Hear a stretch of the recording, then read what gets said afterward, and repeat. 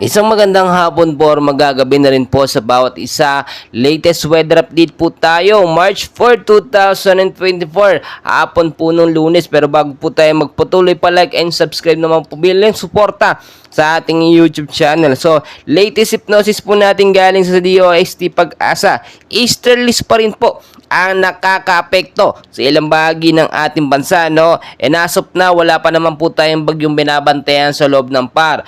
Ayan naman po, narito ang forecast weather condition natin. Alamin natin yung mga lugar na apektado ng easterlies. Sa area po ng Cagayan, Isabela, Aurora at Quezon, maulap din po na panahon ng mararanasan dyan ngayong hapon at posibleng hanggang bukas po yan.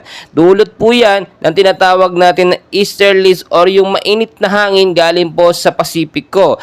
Posible po magkaroon ng isolated light rains, rain showers or thunderstorm sa gabi. So mag-ingat po tayo sa posibleng impact nito, yung pagbabaha po sa mababang lugar, gayon din sa mga landslide prone area sa matataas na lugar. Ugali magdala ng payong jacket, kapote kung kayo po ilalabas ng inyong mga kabahayan.